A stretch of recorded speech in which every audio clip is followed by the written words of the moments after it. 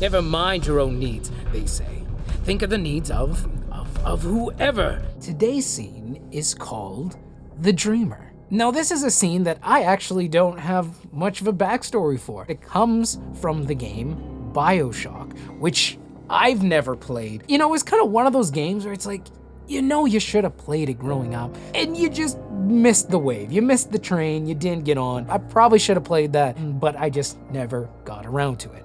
But when I saw the script and read through it, I had to do it because I get to come at it from a completely different direction. And that is always a really fun time. Brilliance of his own mind, the strength of his own muscles, the might of his own will.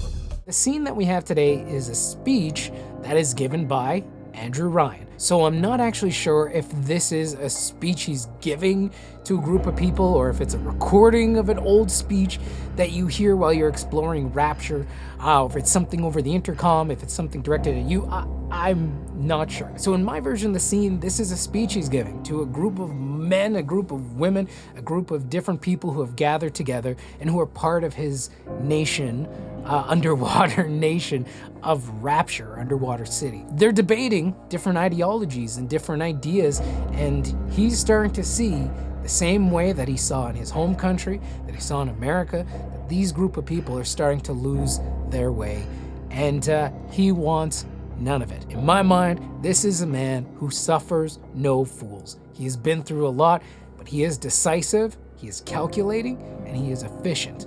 And when he says something, he only says it once. So listen up. Silence.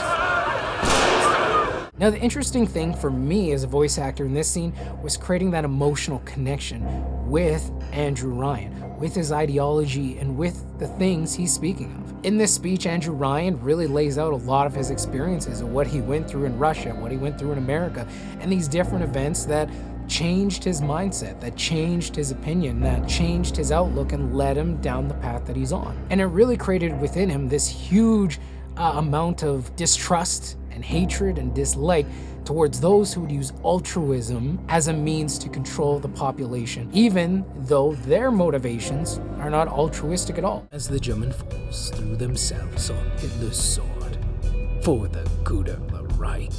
So the other thing I had to do was really dig into my own life to be able to connect with Andrew Ryan and how he was feeling and what he was going through.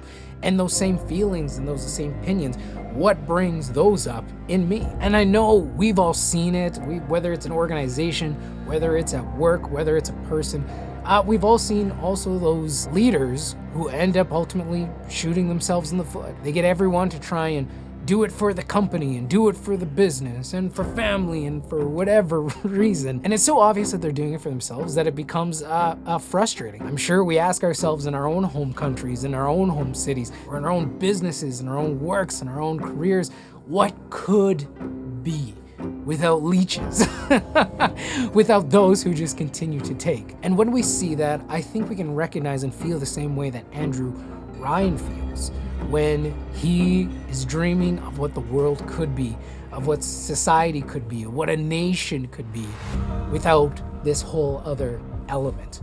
And I think we all can relate to that and experience that too. Men who believe that work was sacred and property rights inviolate. Working with Andrew Ryan, working with this character, his perspectives on things and playing with some of those ideas and trying to find that emotional connection between me and between him, who have gone through so many completely different life experiences, but finding those common grounds, those common experiences that we share within our lives, that we can bring up those emotions and those feelings, and hopefully you feel that through Andrew Ryan. So please enjoy The Dreamer as much as I had fun making it. Take it easy. See you next time.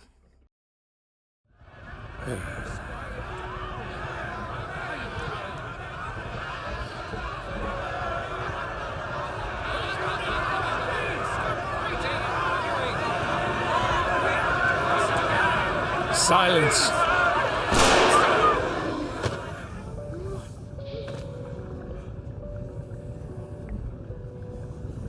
What is the greatest lie ever created?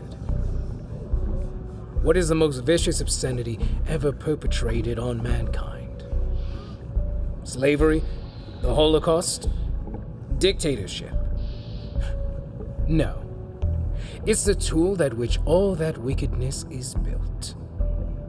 Altruism. Whenever anyone wants others to do their work, they call upon their altruism. Never mind your own needs, they say.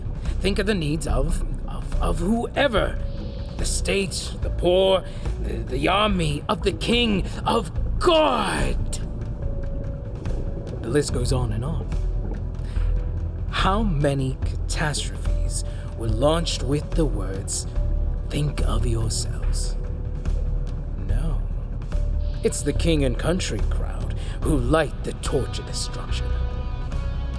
It is this great aversion, this ancient lie, which has chained humanity to an endless cycle of guilt and failure. My journey to rapture was my second exodus. In 1919, I fled a country that had traded in despotism for insanity. Instead of one man, the Tsar, owning the work of all the people own the work of all the people. And so I came to America, where a man could own his own work, where a man could benefit from the brilliance of his own mind, the strength of his own muscles, the might of his own will. I had thought I'd left the parasites of Moscow behind me. I had thought I'd left the Marxist altruists to the collective bombs and their 5-year plans. But as the German fools threw themselves on Hitler's sword for the good of the Reich, the Americans drank deeper and deeper of that Bolshevik poison, spoon-fed to them by Roosevelt and his New Dealists.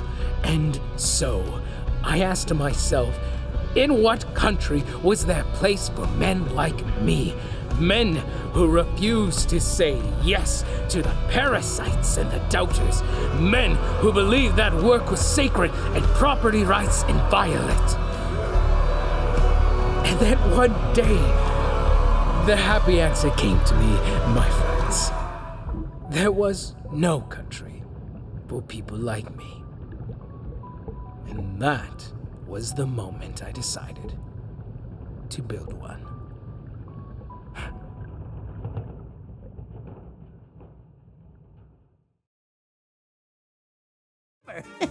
And, well, I am so happy to announce that the cream worked. Every evening, I would apply the cream for her, telling her that the tattoo was looking better and better, when in fact it was fading more and more. I told her that the microdermabrasion thingy was actually a tattoo polisher. So clever.